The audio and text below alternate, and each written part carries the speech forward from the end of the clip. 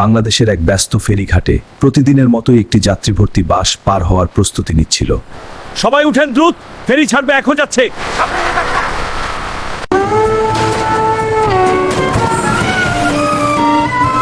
Break ঠিক মতো কাজ করছে না, একটু জায়গা দিন, বাসটা ঠিক মতো থামছে না।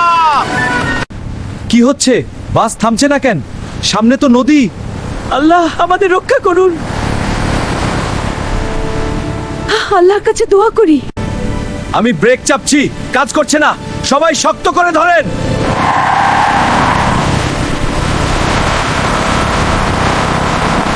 মাত্র কয়েক সেকেন্ডের মধ্যে বাসটি সোজা নদীর দিকে ছুটে গেল।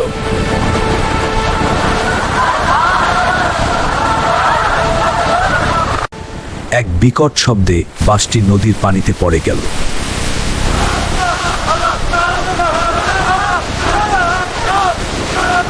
পানির নিচে অন্ধকার, মানুষ বের হওয়ার চেষ্টা করছে। দরজা খুলছে না, জানালা ভাঙো, দম নিতে পারছি না। বাসটি ধীরে ধীরে আরো নিচে তলিয়ে যেতে লাগলো।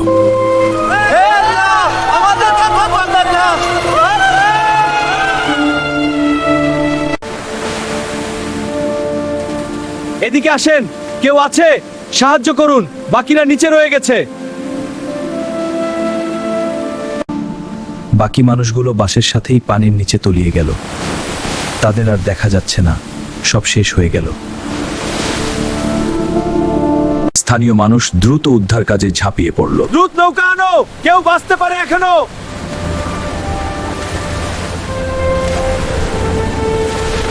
চারপাশে কান্না আর আহাজারি।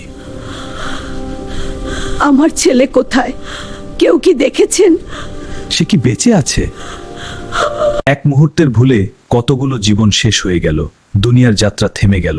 মনে রাখো, জীবন খুবই অনিশ্চিত, তাই আল্লাহর পথে ফিরে আসো যতক্ষণ সময় আছে।